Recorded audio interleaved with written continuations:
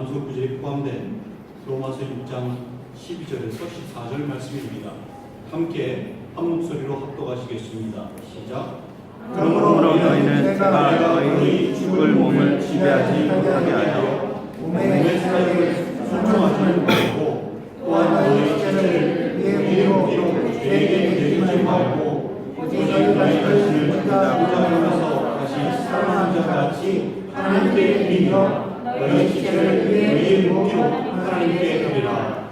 죄가 너희를 주장하지 못하리니 이는 너희가 여호와를 알지 아니하고 내 아래 있습니다. 아멘. 기도하시겠습니다. 아버지 하나님, 이 시간도 말씀으로 역사하여 주시옵소서. 저희들 겸손한 마음으로 나아가오니 신령 가운데 말씀을 심어주셔서 모두가 함께 다 말씀대로 살아가게 인도하여 주시옵소서. 예수님의 이름으로 기도드리옵나이다. 아멘. 세상에 유혹을 받지 않는 사람이 있을까요? 없을까요? 마음속에 어떤 욕망에 대해서 해보고 싶다, 저질러버리고 싶다 라고 하는 충동을 느끼지 않는 사람이 있을까요? 욕정을 자유롭게 풀며 방탕하게 놀고 망가지고 싶은 충동, 화가 날 때 누군가에게 욕을 퍼부어주고 싶은 충동, 내가 평소에 갖고 싶었던 무언가가 지금 내 눈앞에 놓여져 있을 때 몰래 훔치고 싶은 충동, 원수 같은 사람을 만났을 때 또는 마음에 안 드는 사람, 예를 들면 잘못은 자기가 해놓고 적반하장으로 나보고 뭐라 하는 사람을 만났을 때 죽여버리고 싶은 충동. 여러분들은 이런 충동을 안 느끼십니까?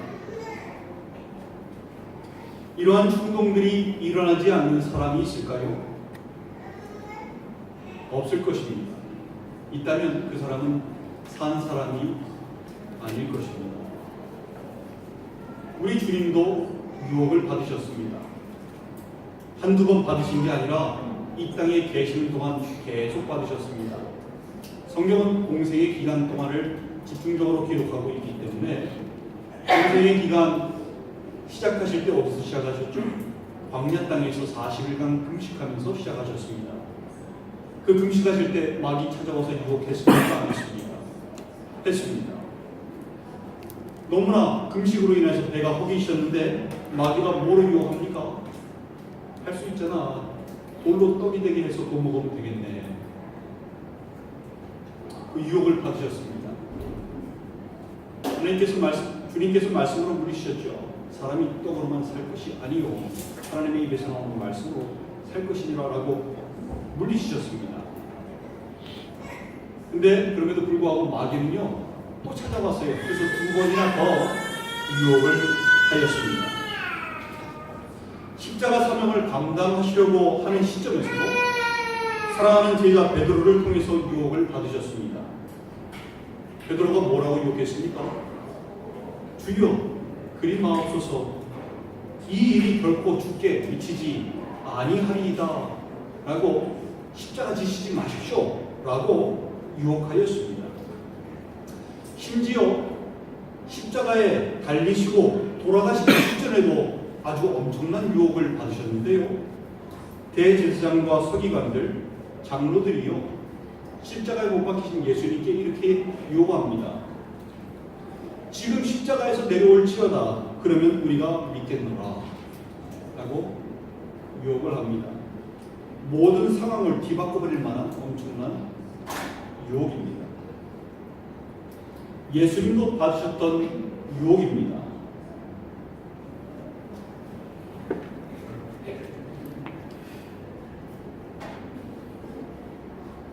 우리도 받을 수밖에 없는 유혹입니다. 수많은 유혹과 그로 인한 충동이 우리 삶 가운데 넘쳐납니다. 그 유혹은 우리의 강한 부분을 건드리지 않아요. 절대로. 우리의 약한 부분만을 노리면서 찾아오는데 넘어갈 수밖에 없고, 그렇게 넘어갈 수밖에 없도록 유혹하고 충동질합니다. 한 가지 알아야 하는 것은 그 유혹들을 받았다고, 충동질을 받았다고 그것이 죄가 되지는 않는다는 것입니다. 또 나에게 죄성이 있기 때문에 유혹을 받고 충동이 일어나는 것도 아닙니다. 죄가 없으신 예수님께서도 받으셨던 유혹입니다. 예수님께서 죄성이 있으시기 때문에 유혹을 받으신 것이 아닌 것입니다. 예수님께서 받으신 유혹 모두가 마음만 먹으시면 얼마든지 쉽게 하실 수 있는 것들이었습니다. 배고프실 때 돌로 떡을 만들어 드실 수도 있었고, 높은 곳에서 뛰어내리셔서 천사들의 받쳐줌과 수종도 받으심으로 인해서 자신을 나타내실 수도 있었고, 십자가에 못 박히신 상태에서도 십자가에서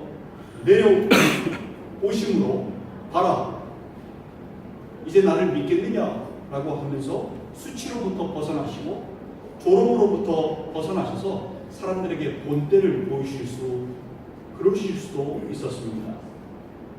그런데 주님께서는 그렇게 하지 않으셨습니다. 유혹을 받으셨어도 그 많은 유혹들에 단 한 번도 넘어가지 않으셨습니다. 묵묵히 유혹을 흘려보내시며 십자가의 사명을 감당하셨습니다. 주님께서 받으신 유혹으로 봐도 이렇게 유혹을 받는다고 충동이 일어난다고 죄가 되는 것은 아닙니다. 또 내 안에 죄성이 있기 때문에 유혹을 받는 것도 아닙니다. 그것은 나의 약한 부분을 노리며 마귀가 놓는 덫에 불과합니다. 유혹을 받고 충동을 느끼는 것이 죄가 되지 않는다면 그러면 뭐가 죄가 되는 것인가요? 그 마귀가 놓은 덫에, 즉 유혹과 충동에 몸을 맡겨버릴 때 그때가 죄가 되는 것입니다. 유혹하면 유혹하는 대로, 충동이 일어나면 일어나는 대로 몸이 따라간다면 그것은 죄가 되는 것이고 우리 몸을 죄에게 내어주게 되는 것이 됩니다. 유혹을 받았을 때, 즉 유혹이 한쪽으로 들어왔을 때 다른 한쪽으로 흘려보내면 죄가 되지 않습니다. 근데 흘려보내지 못하고 그것들에게 몸을 내어주면은 죄가 된다는 것입니다.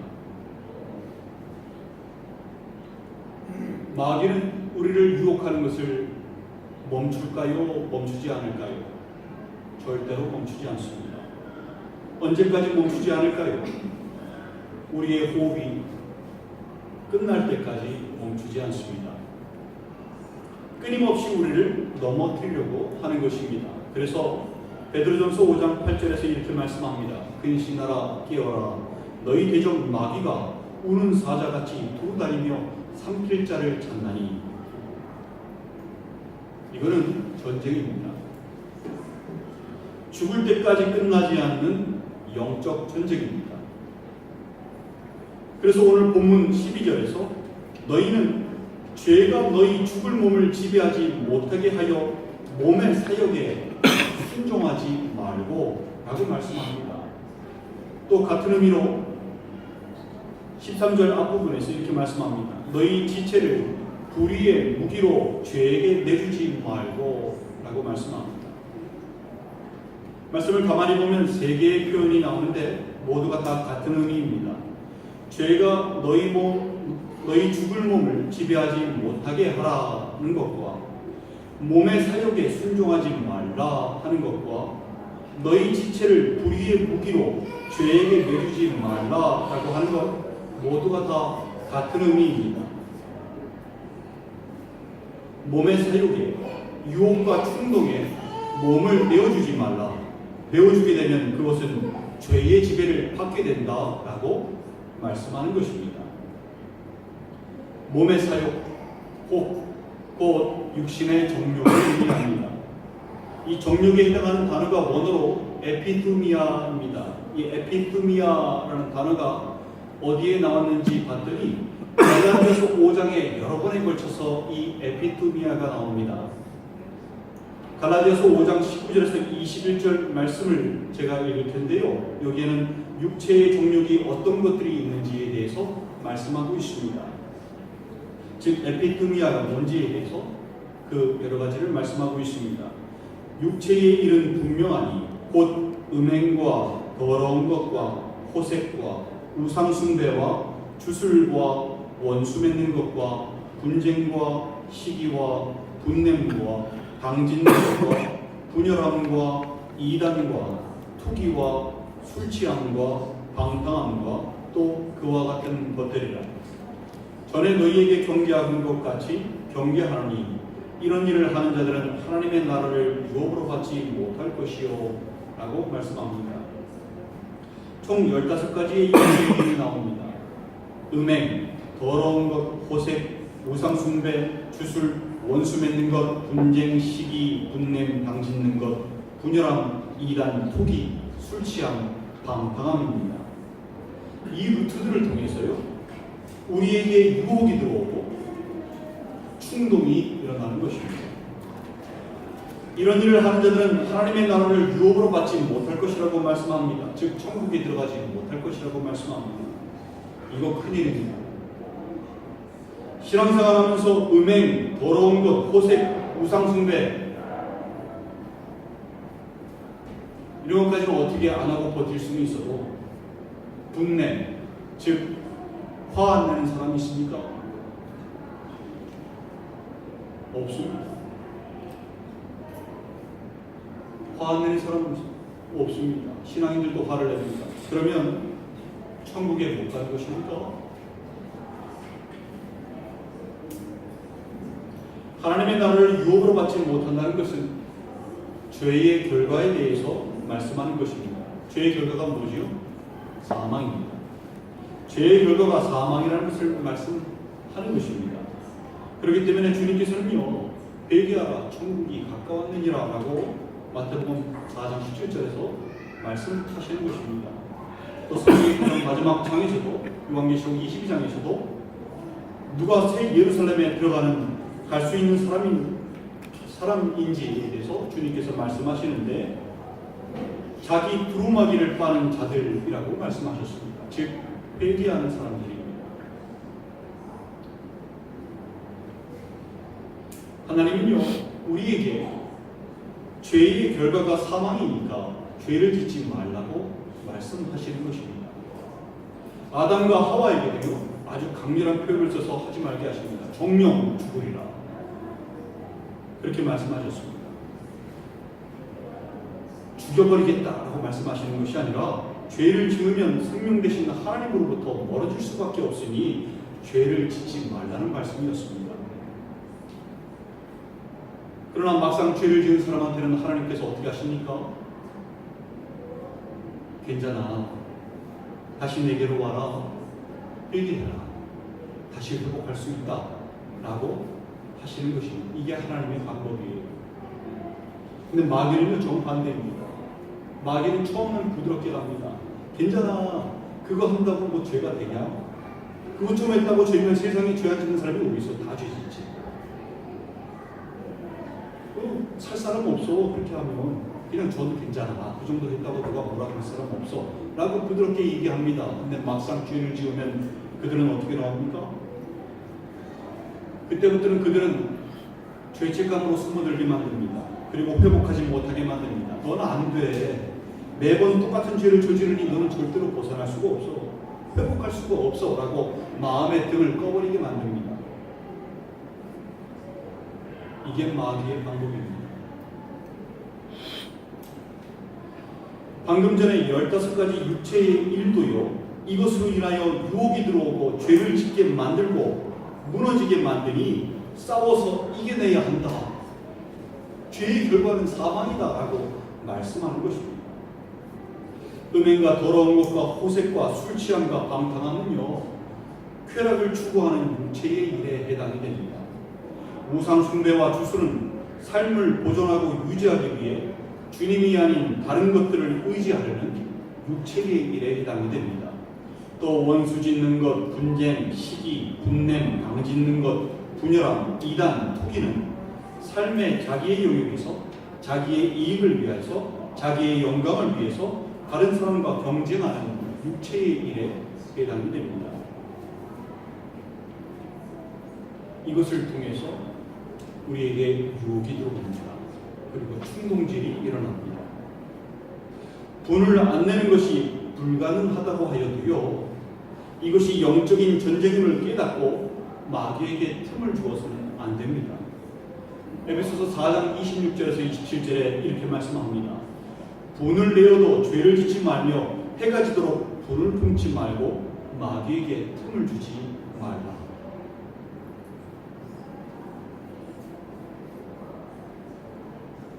우리는 이러한 육체의 일들을 통하여 들어오는 유혹들과 충동질들에 순종해서는 안 됩니다.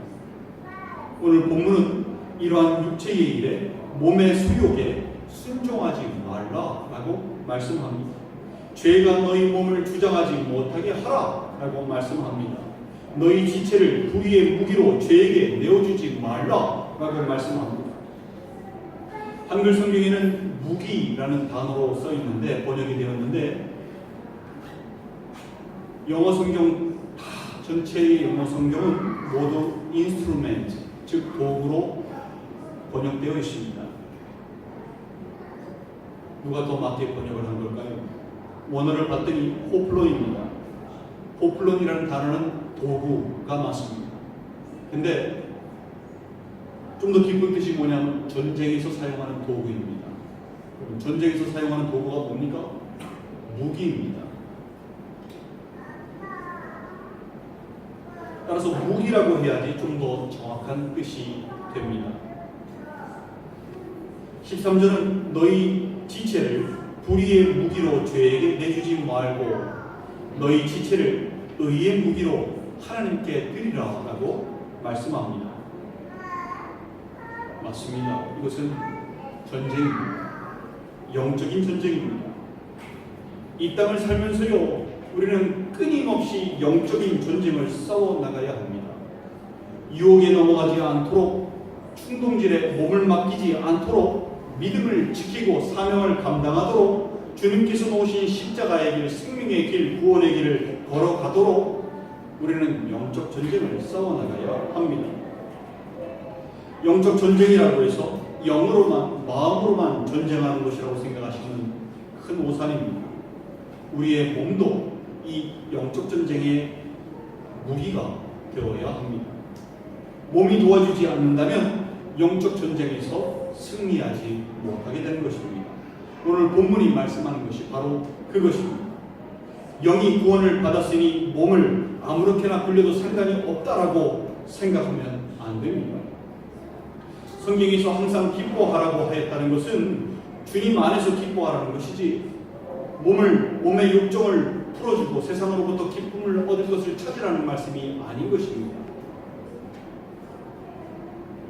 세상으로부터 기쁨의 거리를 찾아 만족함을 누리라는 것이 아니라는 것입니다.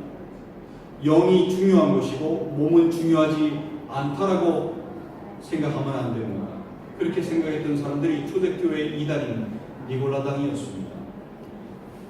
그래서 그들은 영어로는 주님을 믿는다고 하면서 몸으로는 세상이 주는 쾌락에 만족함을 누리며 정욕으로 살았던 사람들이었습니다. 우리가 살고 있는 이 세상에도 이 니골라당의 신앙인들과 같은 사람들이 넘쳐나고 있습니다. 신앙생활을 한다고 하지만 몸이 원하는 대로 육체의 일에 충실히 응답하며 살아가는 사람들이 넘쳐납니다.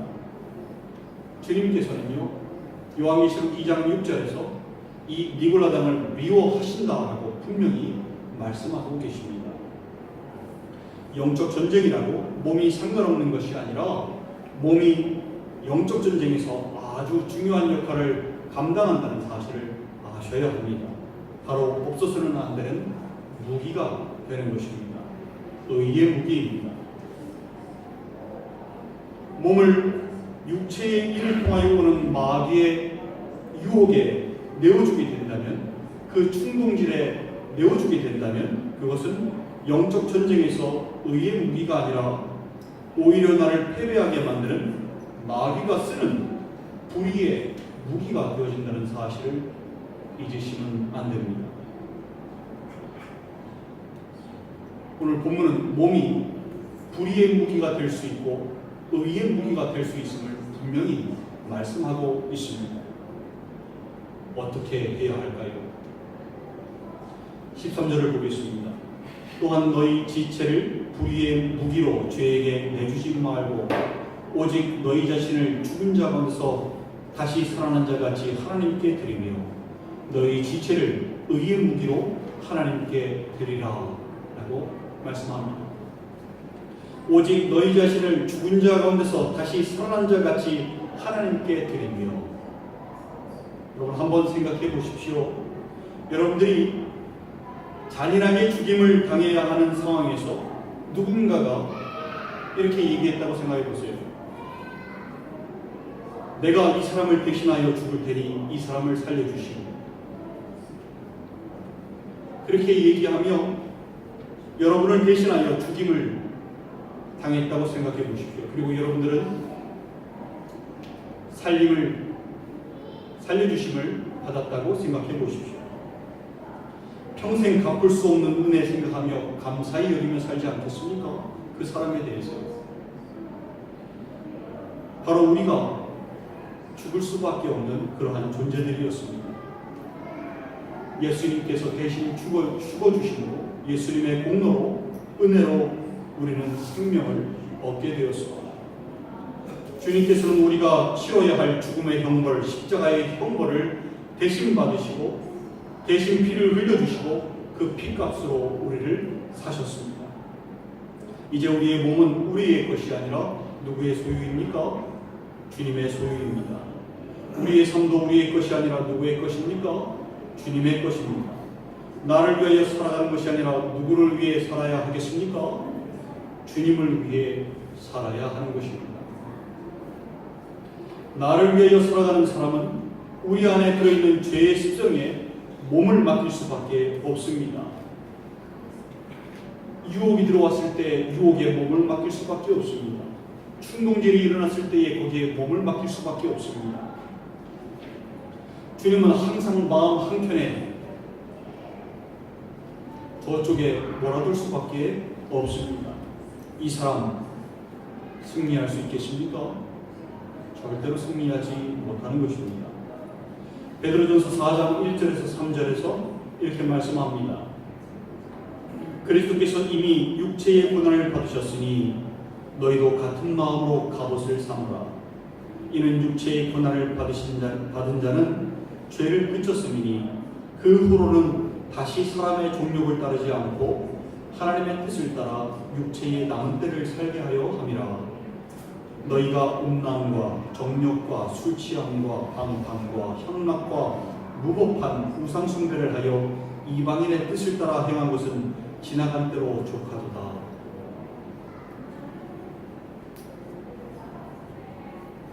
우리는 주님께서 사신 주님의 소유입니다. 내 몸이 내 것이 아니라 주님의 것이라는 것입니다. 내가 이 땅을 살아가는 이유와 목적도 주님이 되십니다. 내가 하는 모든 것도, 먹는 것도, 마시는 것도 다 주님의 영광을 위해서 해야 하는 것입니다. 음란과 정욕과 술취함과 방탕과 향락과 무법한 우상숭배와 같은 안 믿는 사람들이 하는 모습들은 지나간 때로 족합니다. 과거에 했던 것으로 족합니다. 믿음의 사람으로서 이제 우리의 몸을 더 이상 불의의 무기로 내어주지 말고 의의 무기로 내어주시는 여러분들 되시기를 소망합니다. 사랑하는 지체 여러분, 죄가 우리 몸을 주장하지 못하도록 하십시오. 이전 것은 회개하고 떠나보내십시오. 더 이상 불의의 무기로 쓰임받는 일 없으시기를 소망합니다. 육체가 원하는 대로, 마귀가 유혹하는 대로, 마귀가 충동질하는 대로 몸을 내어주며 사시면 안 됩니다. 세상이 아무리 괜찮다고 얘기하고 부추겨도요 안 됩니다. 심판날에 주님 앞에 서실 것을 잊으시면 안 됩니다. 전쟁입니다. 영적인 전쟁입니다. 이 영적인 전쟁에서 몸을 의의 무기로 쓰셔서 승리하시는 여러분들 되시기를 소망합니다. 육신의 열매를 맺지 마시고 성령의 열매를 맺으셔서 풍성히 주님 앞에 그 열매를 보여주시는 여러분들 되시기를 주님의 이름으로 축원드립니다. 함께 기도하시겠습니다.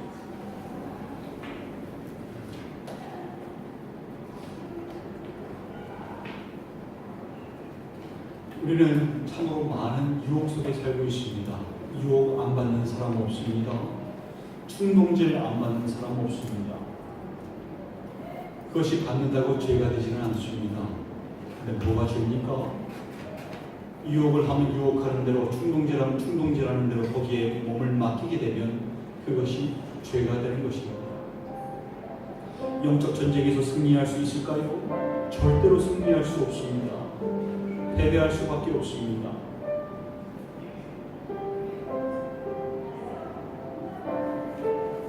우리의 몸은 영적 전쟁에서 승리하라고 하나님께서 허락하신 의의 무기입니다. 육체에 충실했던 것은 과거로 속합니다. 나를 위하여 대신 죽으신 주님을 위하여, 나를 피값으로 사신 주님을 위하여, 나에게 더욱더 좋은 것을 주시기 위하여 예비하시는 주님을 위하여, 모든 공로가 주님이신데, 주님의 것인데 나에게 그 공로를 주시기 위하여 예비하신 주님을 위하여 살아야 하겠습니다. 나에게 가장 좋은 것으로 예비해 주시는 주님이십니다. 주님은 항상 우리의 요구를 만족시켜 주실 준비가 되어 계십니다. 세상의 육체의 일은 우리에게 만족함을 주지 못합니다. 불의의 무기로 쓰일 뿐입니다. 시간 우리 다짐하는 시간 되었으면 좋겠어요. 주님 의의 무기로 써주시옵소서. 내가 준비하겠나이다. 죄를 지을 때도 빨리 회개하고 주님 앞에 나올 수 있도록 붙잡아 주시옵소서.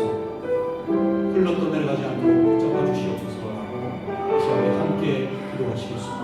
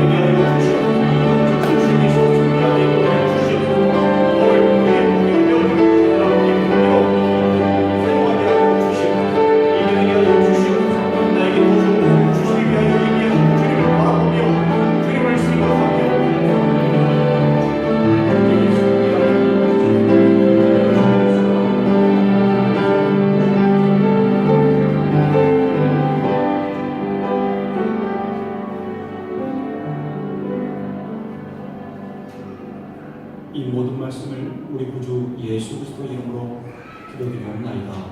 아멘.